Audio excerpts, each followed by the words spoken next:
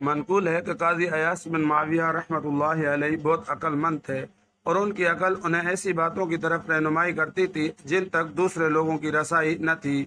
ان سے صادر ہونے والے واقعات جو ان کی بزرگی اور عقل مندی پر دلالت کرتے ہیں، ان میں سے یہ واقعہ مشہور ہے کہ ان کے زمانے میں ایک آدمی لوگوں کے درمیان امانت داری میں مشہور تھا۔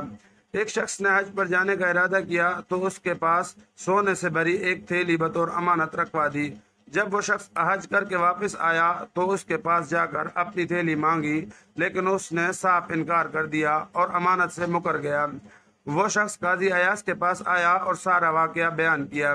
قاضی ایاس صاحب نے پوچھا، کیا تم نے میرے علاوہ کسی اور سے اس بات کا تذکرہ کیا ہے؟ اس نے کہا، جی نہیں۔ قاضی صاحب نے پوچھا، کیا اس شخص کو معلوم ہے کہ تم میرے پاس آئے ہو؟ اس نے کہا، نہیں۔ قاضی صاحب نے فرمایا، اب تم واپس چلے جاؤ، اپنے معاملے کو پوشیدہ رکھو اور کل کے بعد میرے پاس واپس آنا۔ اس کے جانے کے بعد قاضی صاحب نے اس شخص کو بلوایا جس کے پاس امانت رکھی گئی تھی، اور اس سے فرمایا، میرے پاس بہت زیادہ مال جمع ہو گیا ہے اور میں چاہتا ہوں کہ اسے تمہارے پاس رکھوا دوں۔ تم جاؤ اور اس کے لیے کوئی محفوظ جگہ تیار کرو۔ یہ سن کر وہ شخص واپس چلا گیا۔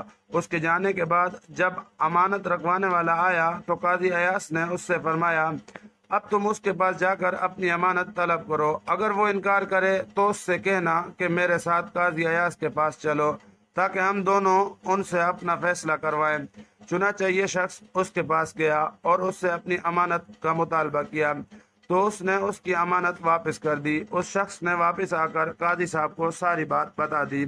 اس کے بعد وہ شخص جس کے پاس امانت رکھی گئی تھی اس امید پر قاضی صاحب کے پاس آیا کہ وہ اس کے پاس رکھوانے کے لیے مال و دولت دیں گے، لیکن قاضی صاحب نے برا بھلا کہہ کر اسے نکال دیا۔ یہ واقعہ قاضی ایاس بن معاویہ رحمۃ اللہ علیہ کی عقل مندی و دانائی پر دلالت کرتی ہے۔